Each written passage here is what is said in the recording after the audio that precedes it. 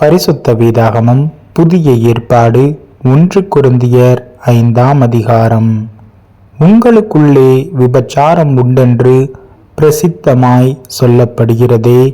ஒருவன் தன் தகப்பனுடைய மனைவியை வைத்து கொண்டிருக்கிறானே, அது அஞ்ஞானிகளுக்குள்ளும் சொல்லப்படாத விபச்சாரமாயிருக்கிறதே. இப்படிப்பட்ட காரியம் செய்தவனை நீங்கள் உங்களை விட்டு நீக்காமலும் துக்கப்படாமலும் இருமாப்படைந்திருக்கிறீர்கள்.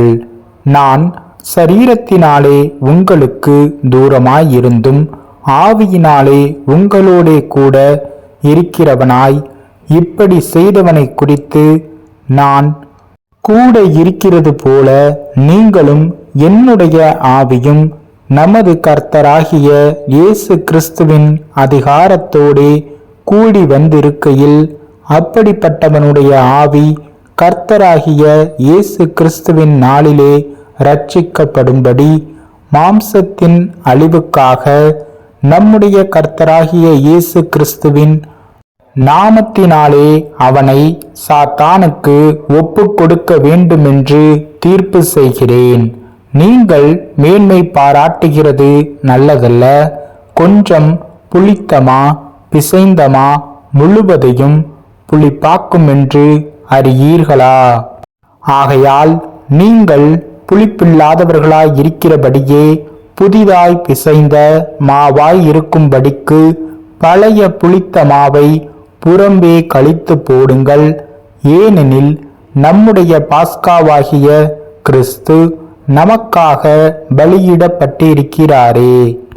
ஆதலால் பழைய புளித்த மாவோடே அல்ல, துர்க்குணம் பொல்லாப்பு என்னும் புளித்த மாவோடும் அல்ல, துப்புரவு உண்மை என்னும் புளிப்பில்லாத அப்பத்தோடே பண்டிகையை ஆசரிக்க கடவோம்.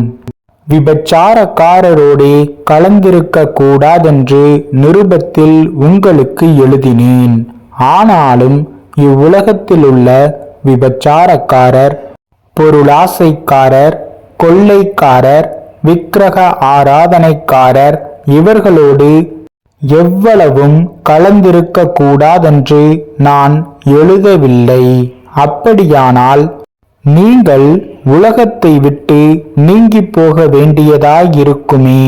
நான் உங்களுக்கு எழுதினதென்னவென்றால், சகோதரர் எனப்பட்ட ஒருவன் விபச்சாரக்காரனாயாவது பொருளாசைக்காரனாயாவது விக்கிரக ஆராதனைக்காரனாயாவது உதாசீனாயாவது வெறியனாயாவது கொள்ளைக்காரனாயாவது இருந்தால் அவனோடே கலந்திருக்க கூடாது.